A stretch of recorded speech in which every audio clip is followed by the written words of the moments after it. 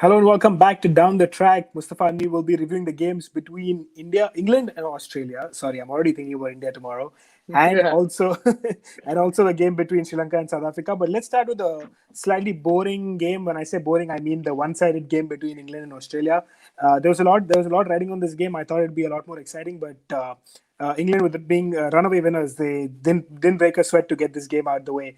Uh, Perfect bowling, good fielding, amazing batting. Your boy Josh Butler really killed it today.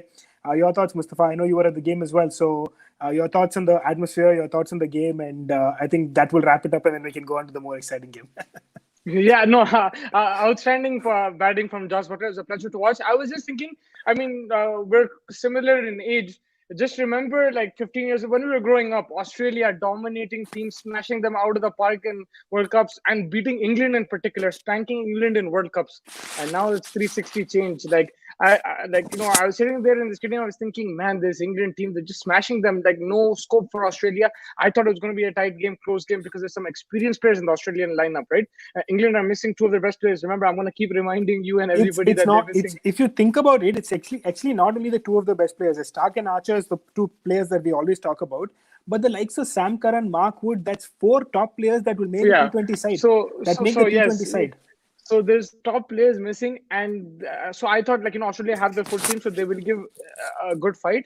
But this England team, it's a system. I think how we talk about Jurgen Klopp's Liverpool, the way they play. When even if someone gets injured, someone else slots in. Same thing with with England. Someone slots in. It's a system that Morgan plays, and it's working really well. They play aggressive cricket. Everyone has a role, and they're playing that role, right? Livingston is playing Ben Stokes' role. He's playing that all-rounder's role. He's bowling now. Yes, the conditions suit him. They're lucky they're playing in Dubai, but they have that option. Yeah, That's how good the team is. They have absolutely. that option. And someone like in England, who would have thought they're playing three spinners and two of them part-time? Never thought that. They have more options than India, like in terms of spin in a 11. Yeah, I'm not yeah. talking about the whole squad, but in an 11, they have so many options. And their batting is just how Australia used to bat. Hayden and Gilchrist, Roy and Butler. That's how it is. I know the names are not as big right now, but after this World Cup, trust me, these names will be right up there. Outstanding batting, man. And to think that they've adapted to the conditions so well, credit to them, because I was one to question these teams in these conditions, but England have shown it doesn't matter what conditions they play in. They have world class players who can adjust. Absolutely. The like you talked about the system. I think that's what is the most important. I think the way Yeah, and it's not happened. It's not something that's happened overnight. It was after that 2016 debacle when Ian Morgan and 15. 15, so sorry, 2015 debacle. It was when Ian Morgan and Trevor Bayliss took the team together and they were like, I'm going to make a champion World Cup side. I'm going to make a Yeah. champion white ball side. It took a few years. There were a lot of criticism because there was like it took a time to adjust and everything. Almost reminds me of Arsenal's Mikel Arteta. You're seeing the change happen now. 9 games in a row, Mikel Arteta's Arsenal is back, and similarly, England is in. We are following the England course, so that's beautiful. I just had to put that in there. But yeah, we how much ever we talk about England, I think it's a complete team performance. Everyone steps in. Today, Vokes was good. Adil Rashid was good. The batting was good. Everyone's good. Ian Morgan is a splendid captain. But if you look at the flip side, Australia, this was a team that took some confidence getting a victory after the last game, starting to prove their doubters wrong. But then they go on and make such a poor mess of a result on this. And whatever confidence they were taken up from the last game is probably banished now because of this situation. It was a terrible start. They lost wickets early.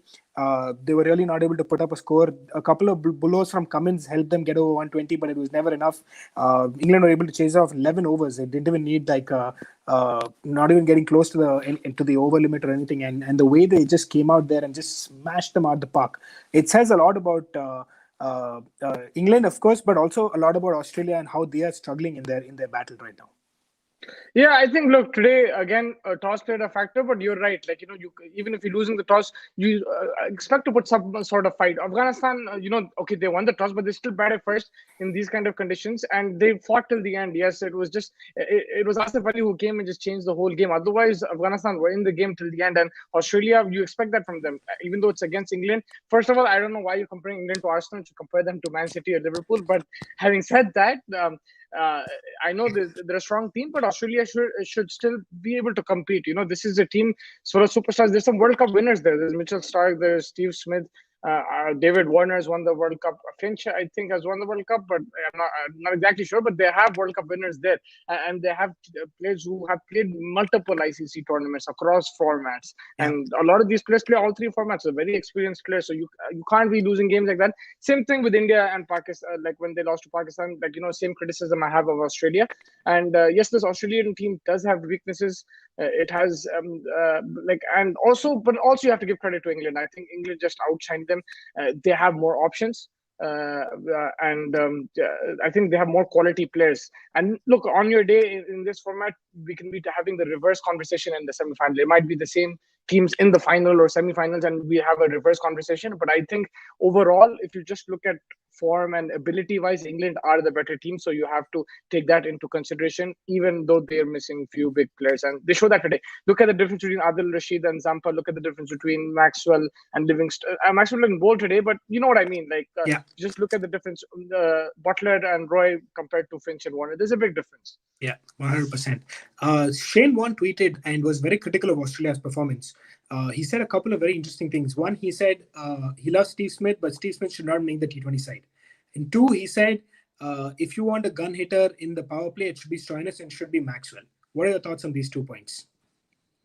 Look, one thing is for sure, they have gun hitters in the power play, but they're not in form. Finch and Warner. If these guys start clicking, they'll smash it. We've seen Finch hit like 150 in a T20 match. Warner as well. We've seen him 172. Yes, to be exact. Thank you for that. But yeah, exactly right. So there are batsmen who have that. Steve Smith, look, the thing is, Warren is also comparing it to England. England's style is completely different. It's very difficult to replicate that. India can't even replicate that. Pakistan are trying to, but even Pakistan don't replicate that. Pakistan play a different brand of cricket. Pakistan power hitting comes when Asif Ali comes in, right? And Fakhar Zaman. Those are 2 power hitters. England have power hitters throughout, so you can't really replicate that. It's very difficult to replicate that. I think Steve Smith is a world-class player. If Virat Kohli and Williamson can play T20, I think Smith can. And he's won them games in this tournament, mind you. Again, it comes down to the openers. You have to give them the right start. Rather than leaving Smith, you need to look at the top 2, what they're doing, and then take it from there. Finch as well. Okay, fine. I know he was losing wickets at the other end, but his strike rate was low as well. So you have to look at the openers first, and then you can go to Smith. That's what I feel. And then what was the other point you said about that? The gun hitters. He said Stoinis should be the gun hitter, not Maxwell. Yeah, Stoinis should be the gun hitter, not in the power play. Yeah, I mean, like you could try Stoinis. Look, you can for that you have to drop Warner though, or you have to drop one of the openers. Oh no. He said if you lose early wickets, Maxwell shouldn't come on. Stoinis should be the one who comes on earlier. But how does Stoinis play spin? Because what they'll do is they'll bring in Moeen Ali or Adil Rashid. That's what they did today, right? They'll do that. Look, Mitchell Marsh, I know he struggles against spin. Smith plays spin better, I think, than Stoinis. Yes, Stoinis can hit it, but like he can get out as well. I don't know how if he's a better player of spin than Smith. If this was in Australia conditions, definitely you go all guns blazing, but you have to adapt to the conditions as well, right? Like even England, I just feel that they're dominating teams with the ball first, and then they're batting. There's not much pressure, so they're going for it. Yeah, I agree. Right? 100%. We saw them when they were chasing 50. They lost 5 wickets also, right? Yeah. So that their kind of thing is a high risk. That's why only they can play the way they play, but they also have to pay the price for that. Yeah. Whereas all the other teams, they have anchors. Like would you say that Babar Azam shouldn't play for Pakistan? Like if he has a few bad games, I don't think so. Right now, no one's going to say that. But like in 2 years' time, you might have the same conversation. But that's the same thing with Steve Smith. I feel that he should play, and in these conditions, he is a good player. But you have to look at players around him as well. Yep, I agree 100%. Moving on to your player of the match. I know who it is, but I just have to ask for formality's sake. Yeah, I mean, it has to be Jos Buttler for me. But I'm just gonna I'm gonna give it to Chris Jordan, man. For over 17 runs, 3 wickets. Wow. Look at his bowling now compared to in the IPL. He's a completely different bowler, and he bowled one beautiful Yorker. I'm I was very impressed with his bowling. Jos Buttler is one of my favorite players out there in terms of batting. I prefer him to many other players in the world. And I watched him for the first time live. He was outstanding, no doubt. But if you just look at the overall game, Jordan set it up with those 3 wickets.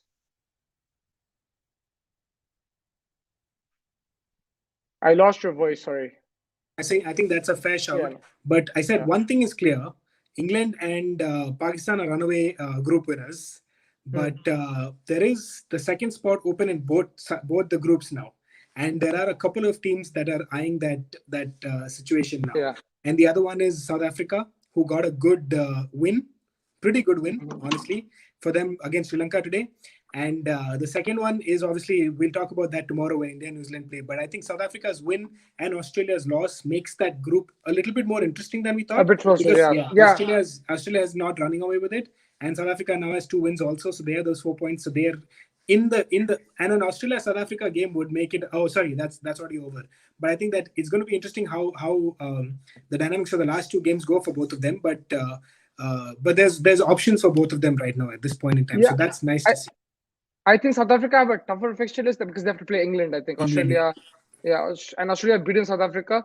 So I think they have to play West Indies and Bangladesh, if I'm not mistaken, something like that. yeah, So I yeah, think even though the West Indies is not an easy route, but if you just look at relatively, but like you said, anything can happen. South Africa still have a good chance. I just want to say one thing, just on the last thing on that game. I think Chris Wokes his name is Chris, right? The first his yeah, name is, yeah, yeah, yeah. Chris Chris Wokes, Wokes. yeah. Because there's Chris Broad, Stuart Broad. I get mixed up, right? So yeah, Chris Wokes is the most underrated cricketer in the world. Oh wow. I've seen that today. I might call somebody else he's the most underrated cricketer. Pick out the 2019 World Cup match against Australia. Pick this match against Australia, but pick his performance overall in all formats. This man bowls so well, man. He goes under the radar a lot, and he's also a very good fielder. That catch that he took, what a Yeah, yeah, catch, worldy. yeah. But He's gonna trouble a lot of teams yeah, and for he has sure. that swing also, right? And then you see Yeah, the first few overs, you're seeing some swing. So yeah. that will be a problem. So we'll see how that goes. Yes. Coming back to the game against South Africa versus Sri Lanka, I think this is another very good game for South Africa in terms of getting the job done. Yes. Yes, it went to the last over. It was a nail biter.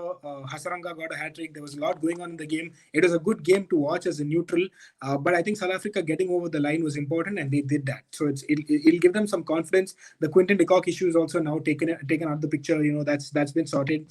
So it's good signs for South African cricket at this point in time after 2 wins. Yes, they have to still play England, but they at least have a chance now to make that playoffs. Yeah, I was reading on Twitter. Someone was saying that why did they bowl first? There's no dew and everything. Like they should have batted first, and it looked like that person was right because Hasaranga, that hat trick, completely twisted the game. And I thought at one stage it was like 27 or 11, and it was Sri Lanka's game to lose at that stage. But the man finally stepped up, man. I think the last time I saw him play like this was in 2013. Like, how many years is that? 8 years for Punjab. Dave Was Miller. it? Yeah, he smashed it like for Punjab once. After that, this is the next time. After 8 years, I've seen him perform, and he has it in him. It's just consistency, needs to be consistent, and excellent performance by him. He won them the game. Of course, the bowlers bowled outstandingly well, but their batting did struggle on these pitches. They will struggle in Sharjah. They will struggle, and they'll have to think twice. Also, credit to Bavuma. I think he stuck it out. Yes, it was a slowish innings, but it was okay because the required rate wasn't that thing. They're always in and around that rate, but it was wickets which cost them, right?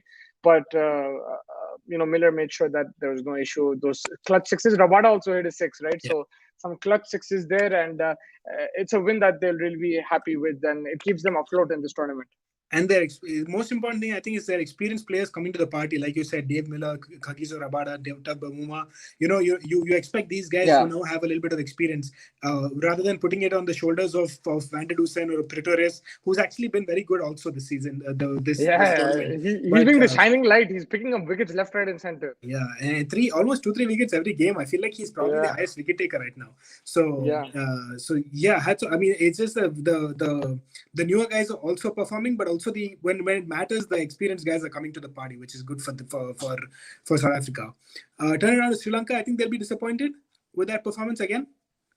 Yeah, with Sri Lanka, definitely they were in a winning position.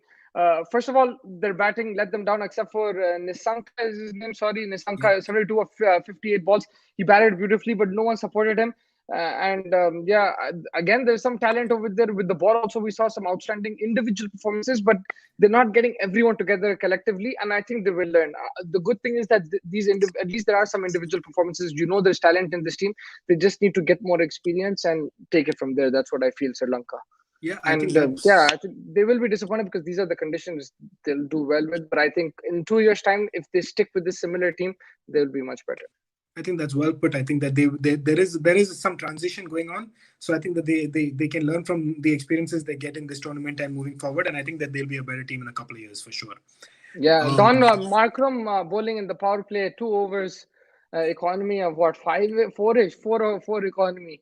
yeah, that's what I'm saying. I think Man, even South Africa have a part-time spinner. I can't believe it. Rohit Sharma better get his spinning Yeah. boots on. I think I need to go to the hotel and like tell him, bro, just come roll your arm over. I'll help you out. Let's practice in the parking lot. The conditions already help him, so it's not much that he has to do, to be honest. Yeah. But anyway, that's a story. That's a discussion for another day. Your Yeah. player of the match for South Africa was Sri Lanka. But look, Pretorius and Shamsi set it up, but then it was in a situation. It wasn't like the England-Australian game where it was a comfortable chase. It was a tricky chase. You have to give Bavuma credit, but I'm going to go with Miller. He finished off the game. I think that's a fair. I feel like I shouldn't ask you man of the match. I should always ask you impact performance of the match, because you always go with the impact performances anyway. Yeah, like honestly, when it's in a tough situation, then I'll go with that impact player like Asif Ali over Miller and stuff. If it's like overall match, I went with someone like what's his name with the bowler. I just went. Jordan. Yeah, I went with Jordan because he set up the game. But over here, it was impact performance definitely, because they were almost going to lose that game. Hat-trick, it swings the momentum towards the other team completely. Yeah, I think that's a good shout. I would give it to Bavuma, be honest with you, because I think that anchoring at that time, because if he would have gotten out earlier, it would have almost become an impossible chase for them to go through with. So I think Bavuma to be there to kind of anchor the innings was important for me. But I think your point is well taken as well. That wraps it up. Tomorrow's games. Let's talk about the more important game. Let's talk about Afghanistan versus Namibia. Yeah, Afghanistan are favorites in this game, but Namibia are no pushovers. They had a good performance against Scotland. So did Afghanistan. This is going to be an interesting game, but conditions will suit Afghanistan. Afghanistan just put on a really good performance against Pakistan. They'll be disappointed, but they have some experienced players in these conditions. They will make it difficult for Namibia. Afghanistan favorites. Player to watch out for. Azhar Afghan, I think it's his last game, so player to watch out, him and Rashid Khan with the ball. Yeah, fair enough. And then moving on to the game that no one's really talking about, India versus New Zealand. Yeah. Your thoughts? My thoughts are, look, again, it's going to be the power play. It's going to be Bolt and Saudi versus Rohit and Rahul. Whoever wins that battle, I will probably will win the game. I can be wrong. It might be like the middle order stands up, whatever, but I think that's the game for me. It's going to be important how they play, but also a key factor is there's no Ferguson, so there is less pressure from that side of things. Of course, anyone can step up. Jameson, though, in these conditions is not the same bowler. Ferguson is outstanding. New Zealand are going to miss them. India have a stronger team, man to man. They're a better team, but this is T20. It's a funny game. India have not been in form, especially after that Pakistan game. I wouldn't say not been in form, but they do look a bit tired, a bit fatigued. They've had a 1 week rest. I think India should win this game, to be very honest. It'd be very disappointing from an Indian perspective. If they loses, they have more to lose. There'll be more pressure, more eyeballs, definitely. But I really liked the press conference today. Virat Kohli backing Mohammad Shami, and I think he answered the questions really well. He elaborated well, and I think this team is a unit. And also Kohli, took criticism. He doesn't take criticism that well, but he took it well against Pakistan after that game. I think he was very mature, had a smile, and I think this team is ready to go. They have that confidence, and I think they should win tomorrow. That's my prediction. If I'm wrong, then it's going to be a disappointing day for a lot of Indian fans. I think we have to talk about how well Virat has handled these press conferences. It could go very wrong. The question about Rohit Sharma that was asked by that Pakistani journalist, it was just to get fire out of him, and to be able to be in a calm situation where he answered very well. Was beautiful to see. I think he's evolved very well in that aspect. He might have his flaws as a captain in general, but I think these are the things that he's improved very well on. And I think to back Shami the way he did, and to come out very openly and really shout and criticize the people who are doing that, which is actually exactly true. A lot of people have been quiet about these situations, but for him to come out there and back his player and create that culture is beautiful to see. So hats off to Virat again. I might have my questions about his captaincy, and I will continue to, but I think that what he did over there is very, very heartwarming to see. Not everyone has the guts to do it, honestly. Like, especially with the it's a very tricky situation with religion coming in and everything, but to be able to do that the way he did is amazing. Yeah, and the fact that both questions, even the Rohit Sharma one, the media manager was skipping the question, but Kohli made a point to stop him and elaborate on the answer and discuss. So yeah, credit to him for doing that, and that's why I just feel that this team, they're rejuvenized. They don't need to pull any point or anything, but they will be raring to go. They've handled pressure before, so I think they should be confident going into this game. They have their share of problems, and I think we can only discuss that if they do lose. If they win, then we'll have different discussions. But for me, it's the Hardik Pandya question. I think that's, and the sixth bowler. Who's the sixth bowler? That's my question. He was Apart bowling in the from that, nets. yeah, I don't know, but would you call that bowling? Or he bowled took a couple of steps and bowled. Kohli mentioned that he might bowl himself. Like he said, either me or Hardik will be the sixth bowler. I don't know where is Rohit Sharma. Rohit Sharma needs to be there. And yeah, maybe Rohit Sharma doesn't want to bowl himself. It could just be that. But yeah, I think they need a spinning option as well in the top six. Absolutely. One question: Ash in for Bhuvi or Bumrah in or Chahar in for Bhuvi? Thakur in for Bhuvi. Ooh, I'll tell you why. But look, the thing is, if Hardik Pandya is going to bowl 3 to 4 overs, then yes, you can bring in Ashwin and everything. But if there is dew, then I think Thakur is someone who can handle it a bit better. Just because for spinners it becomes more difficult. But if Hardik Pandya is bowling, then yes, you can play Ashwin. No issues, or you can play Chahal. Either way. Yeah, I would like to see Chahal, but he's not in the squad. But I would like to see a leg spinner because they've been doing well in this tournament so far, and they're the ones who pick up wickets. So maybe Rahul Chahar could be a thing. But again, is that experience, right? We saw Chakravarti look a bit nervous against Pakistan. Will Chahar have that nerves in a crunch game against New Zealand? Maybe you go with the experience of Ashwin. There's some lefties in that New Zealand batting lineup that you'd want to attack, Conway and stuff. So yeah. Yeah, I think we'll see how the games go. I think this has been the most we've talked about a preview of any games. So we'll leave the rest for tomorrow. And as usual, we will catch you after the games tomorrow. Yeah, Looking forward to it. Enjoy the game in the stadium. You're having a time of your life. Hopefully, you get to see a win. Yeah, hopefully you get to see a win and a good game. I want to see some more sixes. But I saw plenty today from Butler, but. Yeah, hopefully we get to see some high-scoring affairs as the tournament goes on. I don't know if that's going to happen, but yeah, hoping for a good game tomorrow. Looking forward to it. Thank you. Take care. Take care, man.